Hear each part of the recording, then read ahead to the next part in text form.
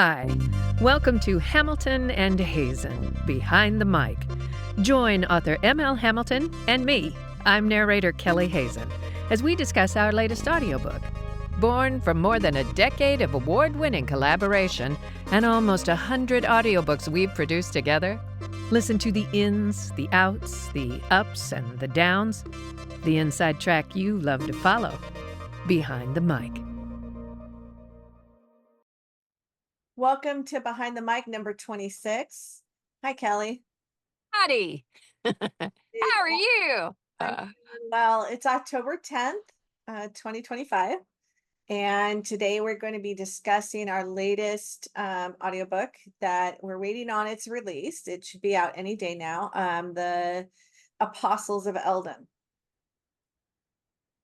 So Book nine, World of Samar. that's right, book 9. The series will retire on, I'm sure of it. All right, I'm It's going to turn it over to you because you're going to host today. I'm gonna host today. Well, I just got back from Kansas City, which is where I'm from, Kansas City, Missouri. And I have to say, before we begin, that I went to 2 fantastic bookstores, independent bookstores in Kansas City. And that town is so cool. It has come so far. It's it's the same as Indianapolis. Indianapolis, these were like old cities, and they're old cities that have now regenerated themselves, right? When LA was a young city and brand new and doing all the weird things that LA is known for and was the center of art and all that stuff. These other smaller Midwestern conservative towns were kind of in their, small Midwestern conservative space. They've all rebuilt themselves. And I think you see that even more now. I felt that in Indianapolis when I went there to work for Indiana Rep, and I was there for like 2.5 months, 3 months, and I rode my bike all over that town, and it was right at the beginning of its regeneration, and now you see it whenever they show footage of the Indiana Fever, the WNBA team.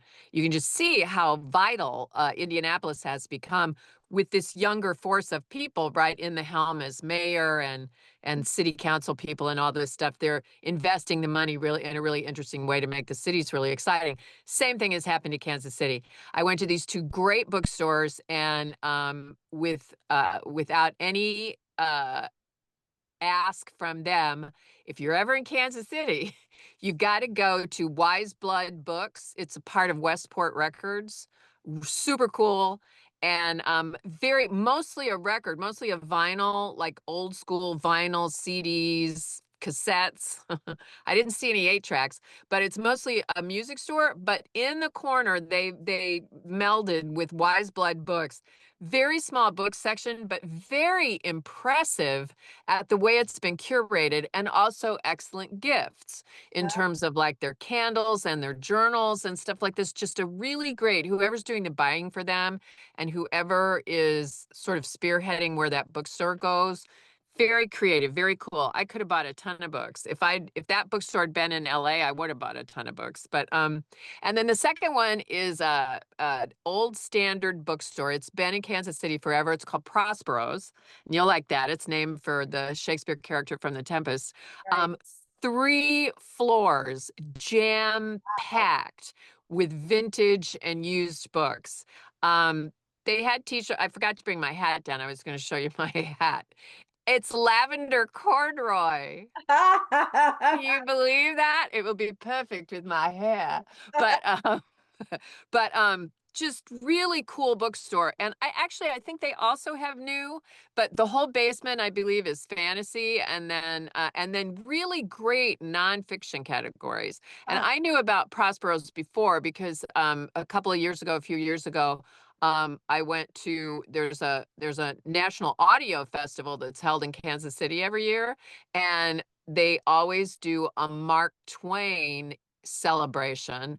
And one year I was a part of the Mark Twain celebration. Yeah.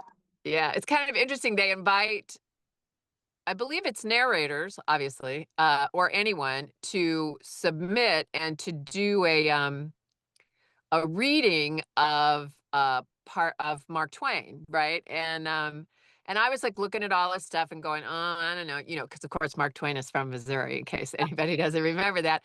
And uh and I actually wound up reading, and it was fun because I cut it, I edited it, but I read the painting of the picket fence, the whitewashing of the picket fence from Tom Oh, Sawyer. Tom Sawyer, yeah, yeah. And I had read a lot of the essays and the short stories and the stuff like that, which are all great. But this just was so iconic, you know, and it was very fun and it was very well received. And anyway, and Prosperos hosted the Mark Twain event the year that I did it, so I knew of them. And but it's in a really cool little neighborhood, sort of Brookside adjacent, if you know anything about Kansas City. So that's a plug for two really super independent bookstores. And if you're ever in Kansas City, it's Westport Records, Wise Blood Books, and Prospero's Books, Kansas City, Missouri. Okay. Um, Apostles of Eldon. So this book was really interesting, right? We've gone through this saga. The first couple of books sort of set the tone. Emerald, the Talisman of Eldon, and the Heirs of Eldon. yeah. We got the generations before, and then we sort of lit into this generation of Shara and Talar and Tav and Tash, and we sat there for a good 5 or 6 books, maybe not that many, 3 or 4 books. So, Um, yeah, yeah. yeah, So now we're journeying into sort of Talar adjacent, yeah, right? And although he's still with us, thank God. But this book, you and I both, so as we know from our other behind the mics, you haven't read these in a while, right? Because you've been busy writing new stuff. yeah, And of course I'm reading them and recording them for the first time. This is my first experience. We both had sort of an interesting take on this book. yeah. And we both had it at the same time. So I wanted you to tell our listeners more about, you were sort of frustrated with this book. You felt like you didn't do your due diligence. And I thought it would be really interesting, specifically from the writer's point of view, from the writer's POV, for you to talk about how you experienced this book as a part of your craft, the fact that you had written it, and then as you read it, your own critique of your writing. Yeah, so this was an interesting one. This was a hard one for me. The subject matter is difficult. And it's I to kind of back up, I think you have to understand, when I wrote these books, all of these books were written in some form years and years before, starting when I was in high school. And I started all of these books. I was not very disciplined as a young writer. I would start these books, I'd get about 10, 15 chapters in, like halfway through the book, and then I just abandon it and I'd move on to the next one. And I kind of flitted back and forth. And then the thing I talk about all the time, in 2010, I decided to get serious about my writing. And so I started reworking these books. I went back to these books and started with Emerald, and I started reworking these books, and I rewrote them dramatically. And Emerald is probably the one book that, you hear authors talk about writing for 10 years on one book. Well, that would be Emerald, because I just kept reworking Emerald and reworking Emerald, and setting up the world building and everything. As I got through these later ones, they were initially in better shape than the first books were, because I had changed a lot from the time I was, a teenager in high school to even being a college writer. I was a different writer. And so Mhm. these books were in some ways a little bit more fleshed out. They were a little bit better. But what I noticed with this one is that, and where I find it very frustrating, is that I spend a long time re rewriting, editing, tightening the script, and I felt that this one wasn't quite as tight as some of my other ones. And that it probably would benefit from another editing to weed out some of that stuff. And so it felt um frustrating to me listening to it because I realized that I've learned so much in storytelling over these years and working with you. And that and I do want to preface this by saying I want to separate my critique of the writing from your performance of it, because that in no way reflects on your performance. Your performance, you took the material you had and you did an amazing job with it. Thank But I did find some frustration with this book, and I don't know whether part of it is it's a challenging topic. It's an uneasy topic. It's an uncomfortable topic. And I felt uncomfortable at times in listening to it. And maybe that's part of the nature of the subject matter, that it should make you feel uncomfortable. I don't know. But I do think that the book could have been tighter in places. And it's just it goes to the nature of this whole writing process, and how no matter how many books you write, no matter how long you've done it for, you can still hone your craft. You can always hone your craft and make it. you. And it's not to say that the book is a bad book. It's to Mm-mm. say that it doesn't meet the criteria that I personally expect of myself nowadays. Um, Looking back through the lens of what I've learned. I think it's funny because, well, it's not funny, but it's interesting that so I'm reading it, right? And there's the reading of it, and then there's the recording of it. And those are sort of different hats that I wear, because I'm just, when I read something, I'm just a fan. I'm just a fangirl. I'm just like reading and I'm, oh my God, and and so like that. And I start to notice the intricacies when I'm recording, because in that role, yeah, I'm in the story and I'm the characters, but there's also a part of me that's removed, Right. that's, listening and paying very close attention and constantly thinking, how can we make this the very best experience that we can? And I think your criticism, while valid, I think you're a little too hard on yourself. I'm not so sure that everybody's gonna sense what you sense. What I got, and this is interesting because I run into this with some of the authors, a number of the authors that I work with in the content, right? Is that they're repetitive. They repeat stuff Yeah. for the sake of making sure that we got it Yeah. as readers. We got it, you know? Yeah. And it's usually little details, and this is not you, this is somebody else who constantly repeats like a character's credentials, like if they're their job and their where they are in the family and how many kids they have. And, it's like you tell us, and then you might hint at it, and then you don't have to tell us again. So Yeah. this just sometimes there was a It repetition was. of, yeah, almost like narrative or exposition. Yeah. Exposition. Yeah. You nailed it. There absolutely was. And But that's part of my not a, thing.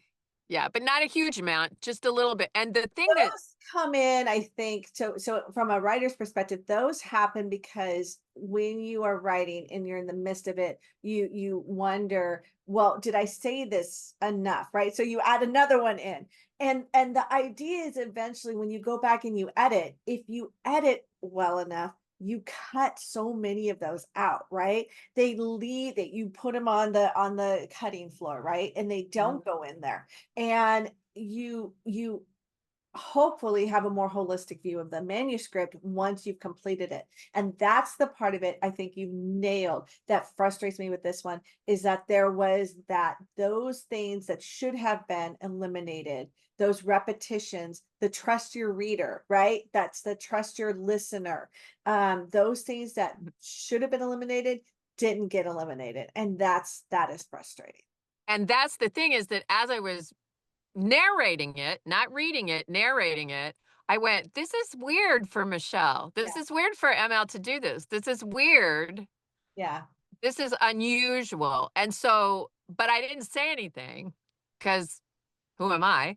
And you said it to me, and it was like, "Oh, that's really interesting. That's really, really interesting."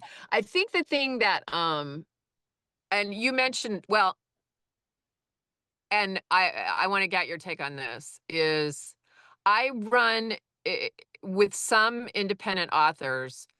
I think they cut their costs, right? I mean, they're publishing themselves, blah, blah, blah.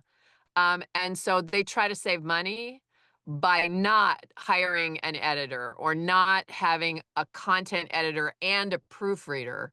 They think, okay, well, I'll proofread it, because I sometimes get these manuscripts and many times they're all ready for sale and they're a mess Yeah. in terms of proofreading. Yeah. And I thought it would be interesting for you. I mean, as a reader, as someone reading that seems very bush league to me. Yeah. So when I because I teach writing courses, and when I teach writing courses, I always stress to my participants, um, if you have any money, where the money needs to be spent is on cover design and editing. Those are the two places, not, other things you can do yourself. You can design your own website, whatever, because the websites are so easy now, to put together and to put together Absolutely. looks well because they have the templates and stuff. But where you need to spend the money is on cover design and editing. And the editing part of this, I surprised at how many people think that they can run it through Pro Writer or one of those online editing things. They're not going to pick up the things you and I are talking about. An editor is. And I have gotten so lucky. So as I've gotten more um what's the word I'm looking for? My profitability has increased. I've been able to hire an editor. And Monique is amazing because she will actually say to me, "You said this on page 23. You don't need to say it again here." And that's such an invaluable thing for, like, yes, she catches all of my stupid, which I make such stupid errors, and I'm always dropping off the eds or the ings on verbs. It's and Pro Writing Aid can catch those things. What she catches are the inconsistencies where I've said something. The latest book I'm editing right now, she caught that I had said two characters were the same height, and then I went in and I said one was 5'6" and one was 5'8" or 5'9" or something, and she caught those things, and those are the things that are invaluable. And anytime anybody like you send me, which I'm so grateful for, where I've made other stupid mistakes, because no matter how many times you read a manuscript, your brain fixes things and you can't catch them all. You send me the errors that you catch, and then it goes through her again. So I try and get as many eyes on it now as I did.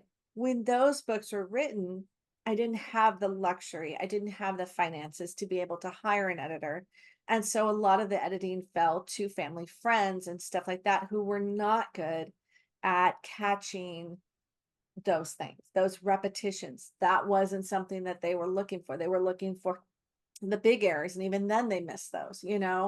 So yeah. I think it's important too to be specific about, there's content editing, Mhm.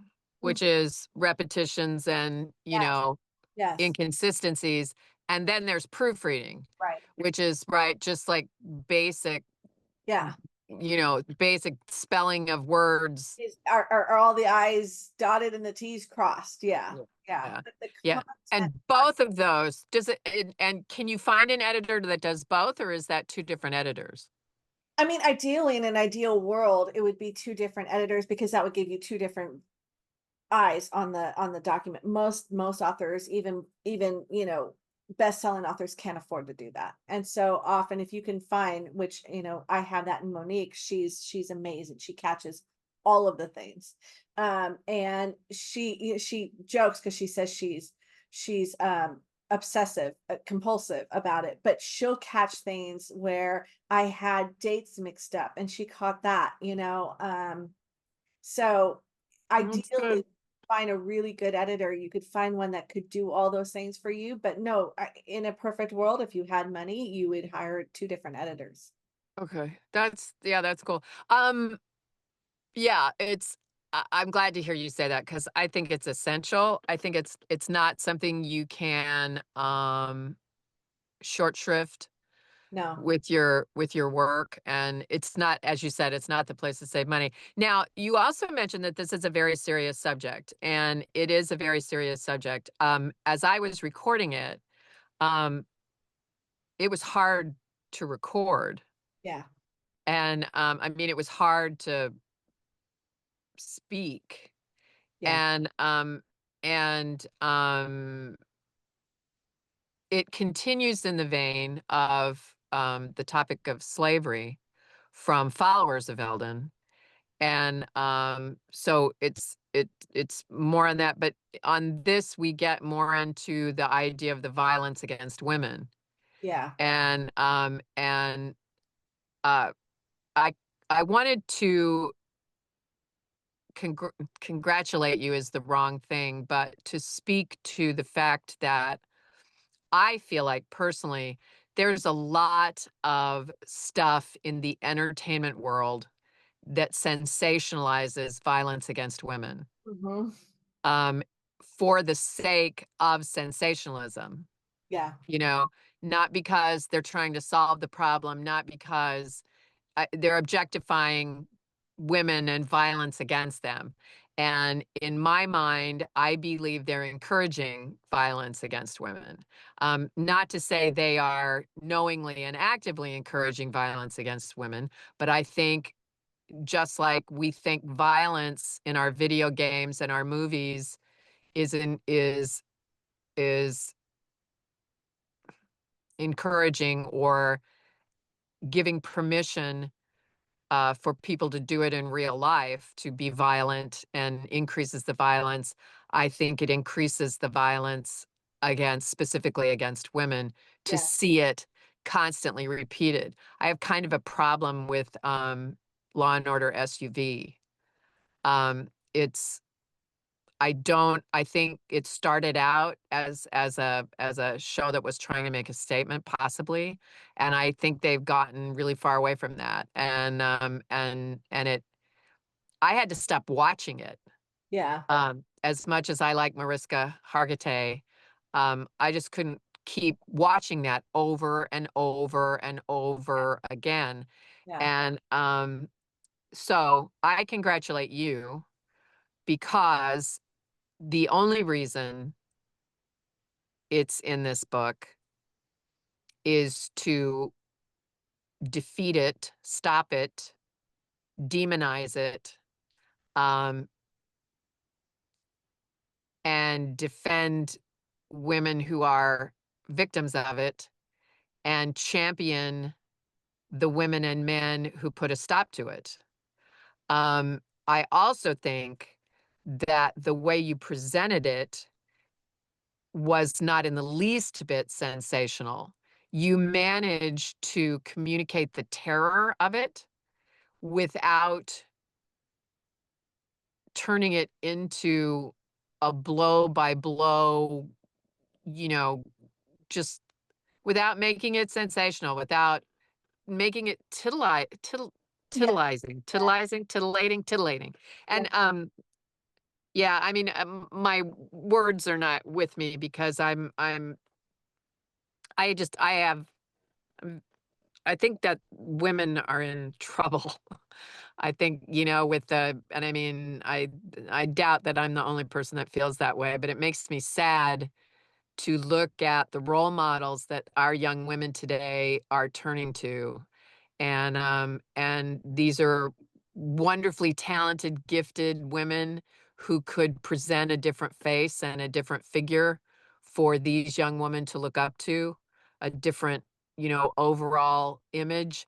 And they're still saying, I believe they're still saying to young women in our world that we're only worth our sex. we're only worth what we can do as female sex objects. And, um, and I know that it's all about freedom and do what you want, and wear what you want, and be what you want, and all that. And that's good, but let's vary the image instead of it always being about, and I mean, and when I was younger and maybe different hormones were charging through my body and stuff, I wore stuff cut up to here and cut down to there. And, I was looking to send a particular message at a particular time, but I didn't always send that message. And I just feel like young women are getting beat over the head with it. And when I go into schools or past schools or see schools, I think about my own granddaughter. I see young women, who look like what they're seeing on television and movies and, YouTube. And it makes me sad that they're not emulating, that they don't have other role models to emulate. It's a minefield, isn't it? Yeah. It's Mm. it's that, yeah, how do you balance with body positivity and accepting who you are and being able to be a sexual being without making that your entire identity. I It's just talked for 5 minutes and you just summed it up in one statement. it's hard, and as you said, we both have granddaughters, and I worry about, yeah, I worry. I have a grandson now, and I don't have the same fears for him that I do for my granddaughters, in this book, it was hard because there are some, the dehumanization of everyone involved in sexual violence and in enslaving other people. Everyone who it touches it is dehumanized, even the people that think that they are in power and are perpetuating it. And I think, there's the obvious, right? There's a very difficult to write scene, of almost rape, in the book, that we've seen. We know the perpetrators. They are very obviously vile, low down, bottom, dwellers of society. But then there's the institutionalized violence against women that is represented by the Nazarian. And that part of it to me is almost as, well, it is as vile and but in some ways almost even worse, because they are taking this high road, thinking that because they have ritualized it, because they have made it a part of their cultural dynamics, that somehow that makes it acceptable. And that part of it was hard for me. The final scene where Ariane confronts her abuser, um, you know, was as important as what happened in the attempted rape, because that standing up, that calling, putting a mirror to it, and the way that the other men who were involved in that organization kind of walked away, even though they were uncomfortable, even though they felt it was wrong, even though they were sickened by it. They walked away, they turned away, they didn't take a stand. And that to me is as reprehensible, as disgusting as the other part of it. And unfortunately, we have that today in our society, right? It's the we do even today have this ritualized um degradation of women and violence against women, that is acceptable because it's couched under a cultural norm or whatever we want to call it. I mean, it's an interesting, the book and all those topics, the slavery, the institutionalized degradation of women, and the violence against women are absolutely a reflection of things we're seeing Mhm. in our contemporary society. And the part that's scary, as I was thinking about, I did a lot of work, creating assisting two wonderful women in creating an anti-bullying and it's a social and emotional learning program for kids and teachers, called Manadoob. And, and just the idea that if you don't say something, if you see it and you turn away, you're as much a part of the problem as the problem. Yes. And that today in our contemporary society, more and more people are becoming afraid to speak up because of what's happening Yeah. to civil rights Yeah. and the degradation of civil rights. It's alarming. And And the thing is that, and I know this isn't directly related, but there's still, I think we're at an inflection point. We're at a tipping point where something has to give, something has to break. We had an incident that happened here in Sacramento last week.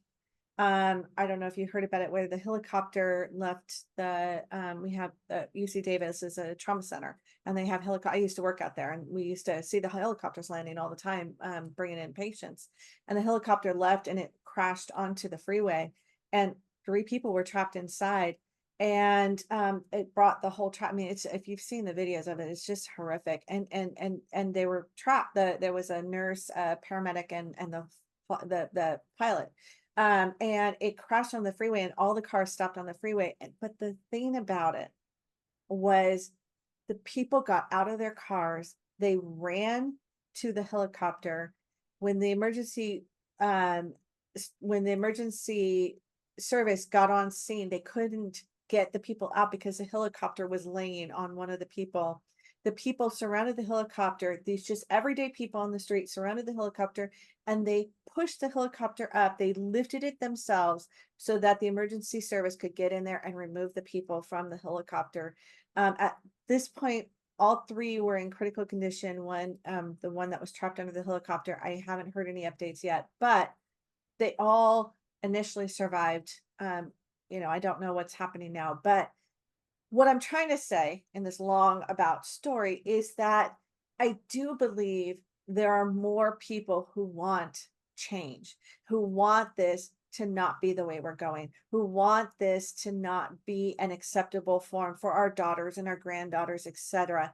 And I think that at some point, when there's the to extend this metaphor on, when the helicopter of modern society comes crashing down, I pray that people will run to lift it off and pull everybody out and change the trajectory of where we're going. Because I feel we're reaching that inflection point. It can't continue on, otherwise society will collapse. you know, I think it was in the 70s, it might have been the late 60s, but and it may have denoted an entirely different group of people, but it was called the silent majority. Yes. And again, that might not be the correct reference for what you're talking about, but it is absolutely the right title. Mhm. And I agree 100% with you. I think the average person out there, it doesn't like what's happening Right. and doesn't feel safe, doesn't Yes. want what they're seeing. And I'm with you. I believe that they will come forward and help lift the helicopter. That being said, I've been on an airplane 3 times in the last 3 months, and even though I was not anywhere near the first person on the plane, I could sit in the exit aisle every single trip because nobody wants to sit in the exit aisle anymore because of all the crazy stuff that's been happening on airplanes. They don't wanna be responsible to have to help. Ah, And that's, the flight attendant was talking about that. And, it's I mean, and you used to I mean, remember that when you never could be in the exit aisle? You can never get a seat in the exit aisle because yeah, so yeah. Yeah. Amy Mc Amy McGrath is running again in Kentucky for the US Senate. Go Amy. So I think, yeah, I think it would also be interesting for us to talk about BoucherCon, Okay. post BoucherCon. What'd you think? So tell us what BoucherCon is in case anybody didn't watch the last episode. Right. Uh, Con is the one of the biggest mystery conventions every year. It goes to a different city each year. And this year it was in New Orleans. And Kelly and I went, we attended we had a great time in New Orleans. had a great time in New Orleans. Yes. Hashtag lady on the plane. Yes. But what's unique about BoucherCon is it's where writers and readers come together and go attend the convention side by side. And so we went to, I think, did we go to two panels, three panels? One we walked out of. Yeah. I think we went to 3 or 4 panels. Well, you spoke at one. You were a member of a panel. Yeah. And then we went to one that was really wonderful. And we went to one that was about uh what's the criminal stuff, the criminal procedure, Oh, that's right. We did. Yes. Yes. and that was For- sort of interesting. the friend. Yeah. Yeah, that one was, Forensics. yes. And then we went to one on audiobooks Yeah. and where the state of I can't even I think it was so you wanna let's talk audiobooks, I think it was called. And so I guess they did kind of talk audiobooks, but that was the one we walked out of. Yeah. And you say why? So to be to preface this, to be fair, I can absolutely imagine it is very difficult. The challenge that BoucherCon has put forward to bring panels that are interesting to both readers and writers, that is a astronomical job. That is an astronomical goal. And so I can imagine that not every panel is going to hit you know, the way that people might want them to, because that's a big ask. That's a big ask to try and meld those two things together. What we found, or let me speak from myself, sorry. What I found with the audiobook one is the focus was on big production. Um, they seem to believe that the future of audiobooks was to move to big production, multiple voice productions that would be extraordinarily, and you can correct me if I'm getting any of this wrong, or your takeaways from it, but would be extraordinarily expensive for independent authors to be able to produce. And therefore, they would not be able to keep up with the big production authors that have huge publishing houses behind them, and that the rest of the authors would wind up, I guess, I don't know that they ever got to that conclusion. I don't know what the conclusion was, but that the future of audiobooks was to go to big production numbers, like a listening movie in your head, and that anyone who wasn't on board with that would be left by the wayside. And I don't know whether that fits your take on it. So I'll let you. I would have to agree. They were talking about special effects and big explosions Yeah. um and just like big production. And the thing that was the most there were two aspects to it that I thought were really interesting. Since this was a convention largely directed toward independent authors and fans of independent authors or small publishers. Um and yet no one on that panel was an independent narrator Right. or an independent producer. They all came from the big publishers. Yes. And I take that back. One guy was an independent producer, but he had been a narrator through the big publishers. He wasn't an independent narrator, and you don't become you don't start producing audio you don't start strictly producing audiobooks if you're making enough money as a narrator. Right. I mean, maybe that's not entirely true. Maybe he just really wanted to expand his profitability, but um you know, ugh, they the people that are actually recording audiobooks were not the people on the panel. And it was and then the other part of it was that in order to support this idea, and I do think the big publishers are moving towards multiple voices because they're getting so much competition from independent narrators and independent producers like myself. I mean, you don't have to get published by one of the big 3 publishers in order to have an audiobook anymore. Right. Not by the furthest stretch of the imagination.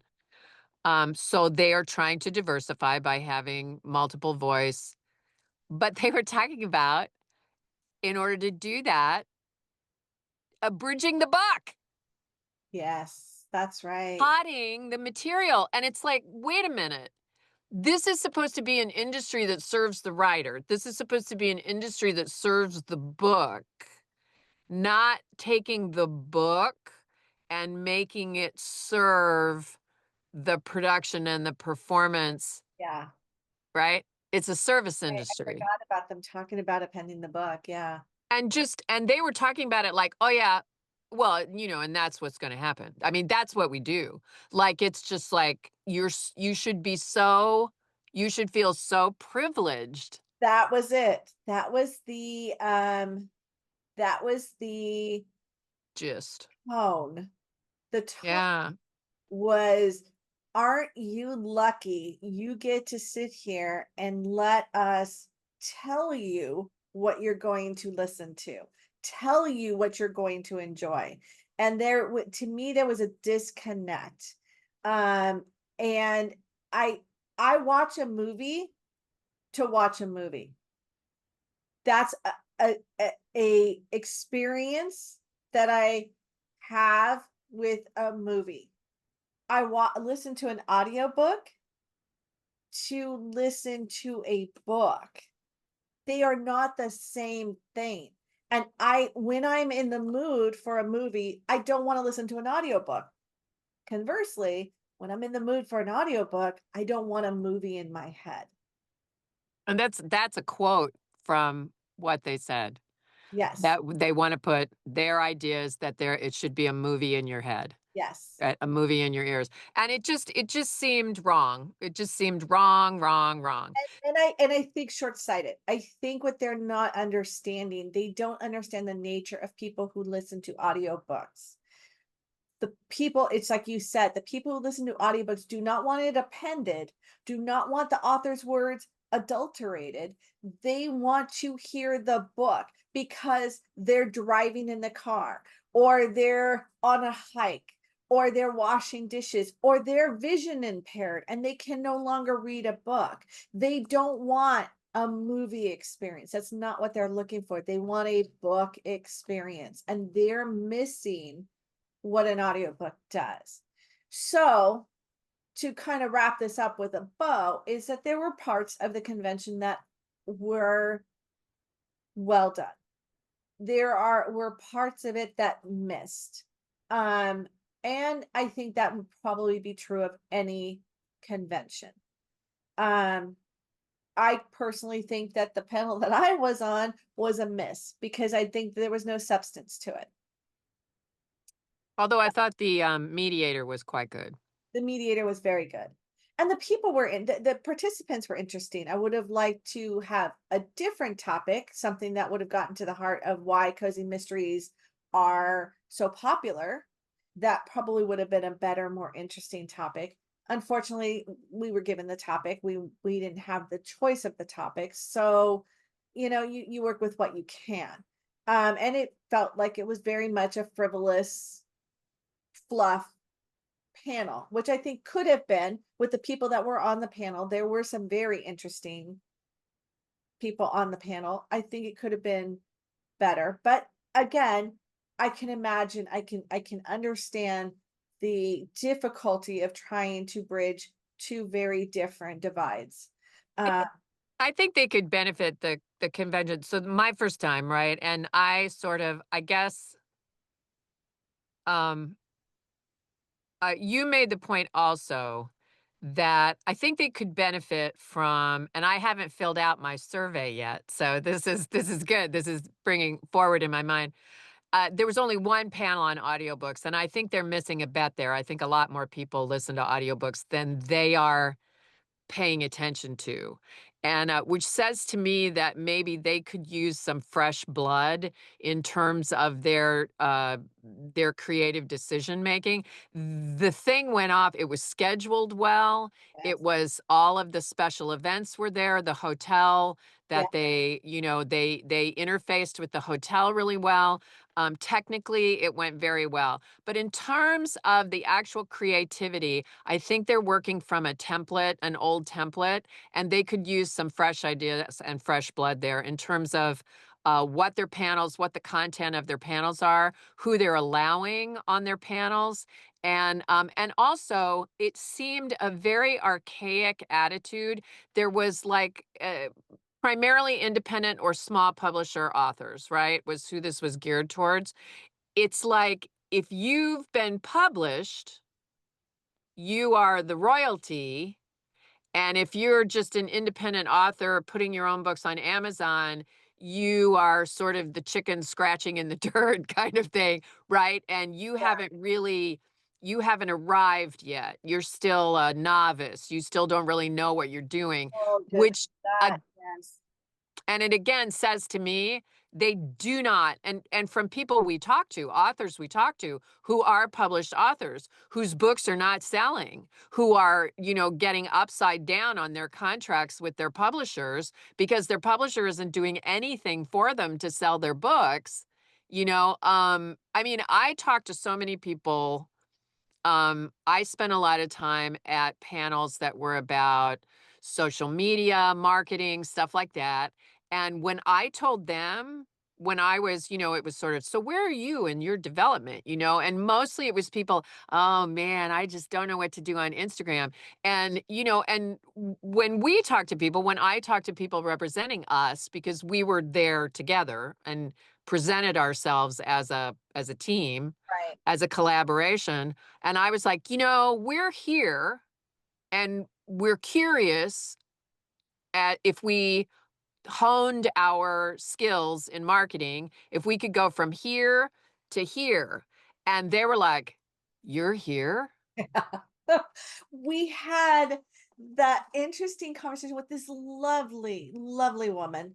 And I'm not going to name names, but just this lovely woman. We were talking to her after one of the panels, and she was talking about how she was traditionally published and her publisher was this. And she was very excited about her publisher and telling us about how the next book was coming out and gave us some swag and was going on and on about how wonderful it was that they were invested in her and they had been invested with her for I think 5 years or 7 years. I can't remember what the number was. And so she said, asked you what you were doing there. And you said, well, I'm here because I'm her audiobook producer. And she says, oh yeah, my publisher is not publishing audiobooks now because they don't think that the market is there for audiobooks. And we said, well, that's not really true. And she said, well, how many how many audiobooks have you sold? And we said we at that point we had sold 60,000. And we said, well, we've sold 60,000. And she went, and then her demeanor She swallowed her tongue. completely changed. And she told us, if you remember, that she is not selling any books. Her publisher is not getting the books to market, is not marketing the books, is not pushing the books. She has not made any royalties whatsoever. And it was such a dramatic shift in her attitude that it was shocking because she was with a fairly good sized publisher, and she was receiving no royalties at all after a 7-year contract. And um yes, and that was the tone. You are so right. That was the tone for the whole. There was tears, right? Yeah. There was the tier was the published authors from a trad publishing house, right? I mean, they were the cat's meow. They were clearly up here, and then you had the independent publishers, or the small press publishers were a little bit higher, and then you had the independent publishers, and they were definitely sort of the third tier. And the funny thing is that the reality, what was being billed as this is what you want to attain versus what reality was disconnected, was such a disconnect. And this has been a problem with the industry for so 15 years. The disrespect, the absolute, you and I had a long conversation about this, the absolute disrespect for independent publishing, for independent movie making, for independent music production, it has never stopped. And yet those are the people that are making money. Those are the people that are actually, it's so ironic. And we talked about it. And I said, what I hear when I hear this, that these people are better because they are traditionally published, is fear. I hear fear. And I'm going to keep saying this thing because maybe it will be true if I keep saying this.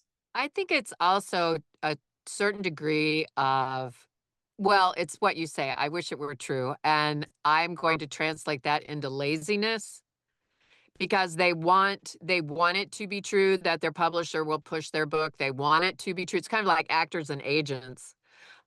You want it to be true that your agent is working for you, that, they're out there beating the bushes for roles that are perfect for you. And that, as an author, you want it to be true that your publisher is, trying to get you on talk shows and trying to get you on interviews and trying to get your book in, festivals and blah, blah, blah, blah, blah. When the reality is, and they don't, if it's not true, then that means the alternative is for them to do the work themselves, Yeah. like you do and like we do, is to get out there and maximize zero budget opportunities like social media, generate YouTube talk shows like we're doing right here with Behind the Mic, which is soon to be a podcast. Thank you very much. And I've probably been saying that for years, but we are going to do it. We are.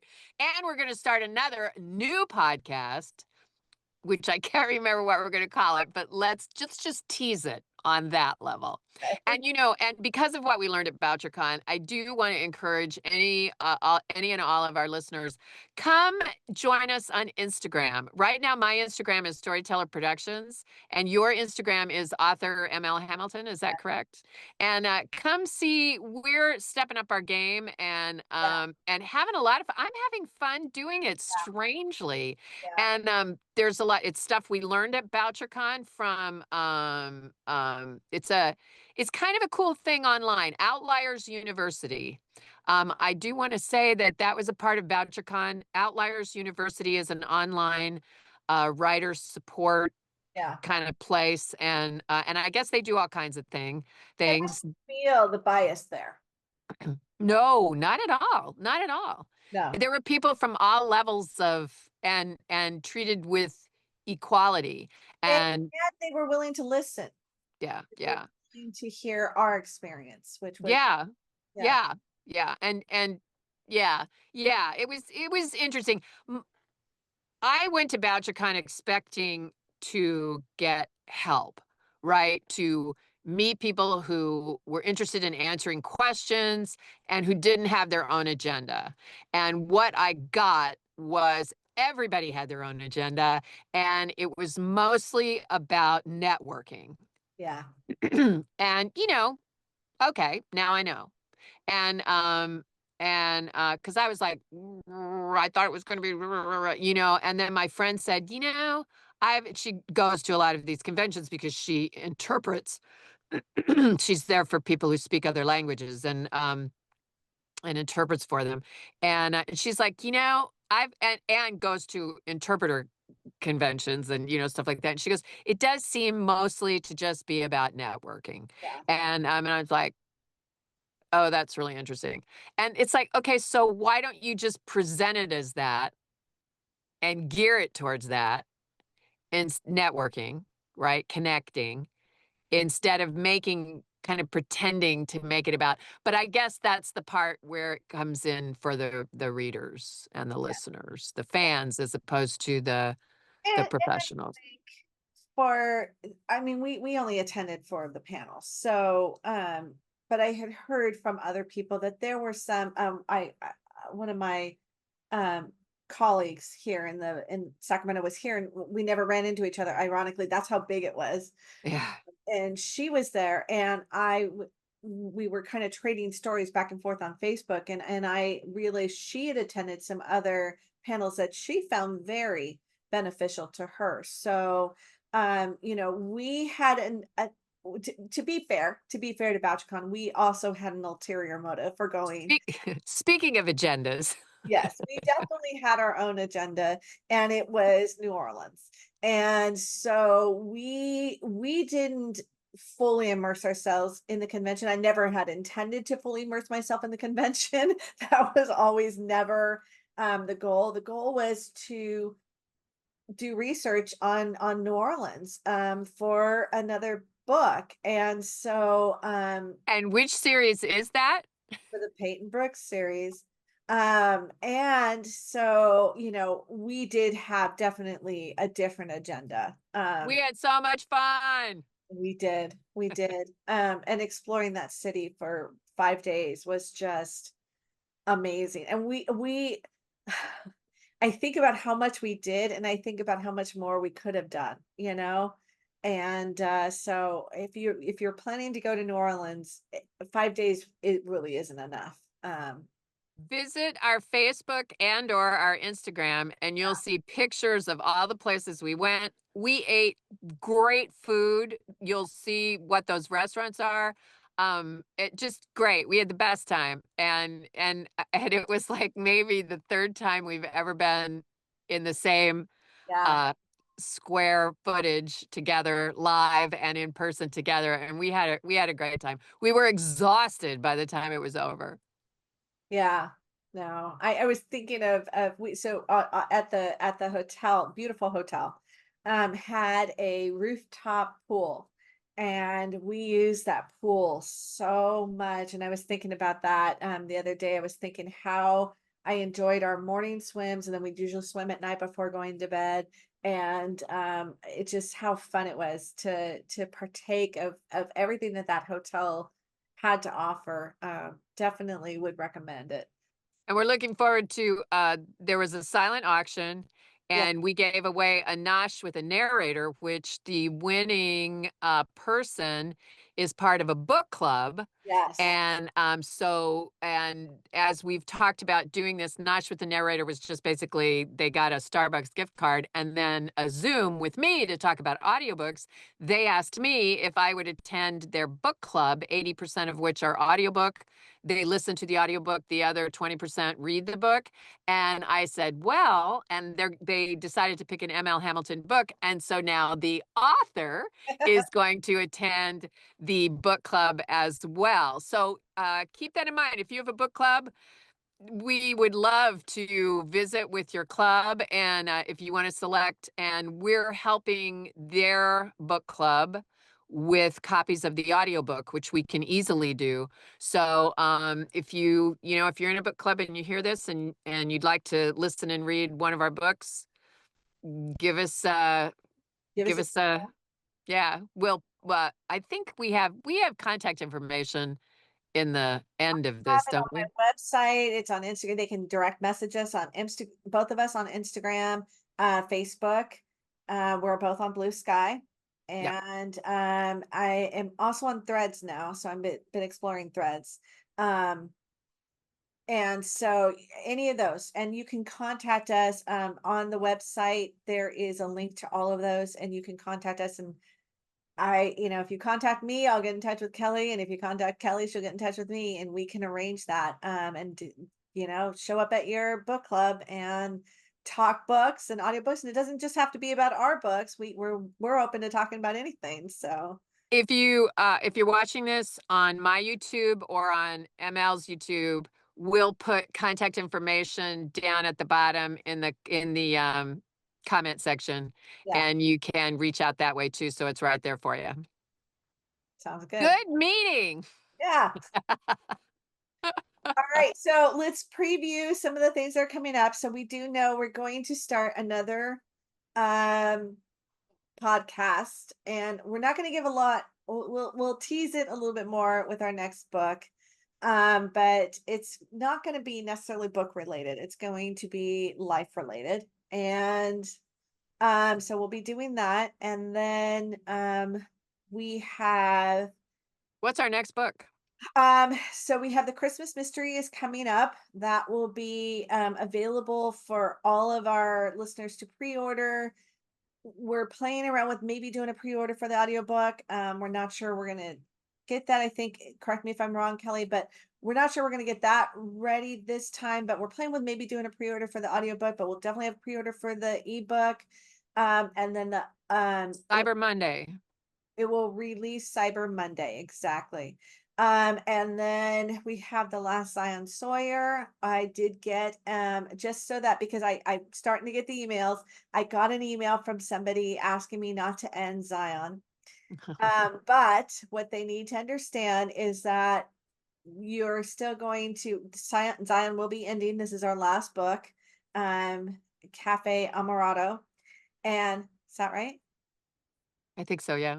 Um, and we'll end the series, but there will be a new series set in Sequoia with our same cast of crazy characters. But Zephyr will be fronting that one. So if you are a Zion Sawyer fan, please do not think that you're leaving Sequoia forever. We will be back in Sequoia again. Because I'm starting to get the emails. Um, and then that will round out our year. Well, and along with that, we're releasing Apostles, and that means we'll be able to release the box set, the third box set in World of Samar with book 8, 9, and 10. Exactly. And so that fans can get that box set and then go right 8, 9, and 10. No, No, seven, 7 and 6, 7, and 8. yeah, 6, 7, and 8. yeah, And then once they listen to the box set, they'll be able to go right into 9 yes. as we record book 10 at the beginning of next year. And the new podcast will probably come out the beginning of next year. Okay. So, Lot. yeah. We've got a lot going on and coming into the holiday season too. So if you're looking for gifts for your family members, an audiobook, you can gift audiobooks on Audible, and that might And be something to think about doing. or visit ML Hamilton's website for her wonderful gift boxes and baskets for your favorite series, your favorite character, or the Candlelight Letter series, which we've never really talked about. It's a mystery that comes to you one letter a month Right. for a year, Yeah. and with little special inclusions. So a lot going on, lot going on. Yeah. So you could do all your holiday shopping with us. All right. Well, this has been Behind the Mic number 26. Can you believe that? Yeah. Today we discussed Apostles of Eldon and did a wrap on our trip to BoucherCon and previewed what's coming up next. So thank you, Kelly. You bet. My pleasure. See you all soon. Thank you for joining us for Hamilton and Hazen Behind the Mic. Visit authormlhamilton.net and kellyhazennarrates.com to join our newsletters for more insider news and views. Today's episode is sponsored by Phoenix Publication Services. PPS, Digital Shepherds. Let us ignite your writing goals.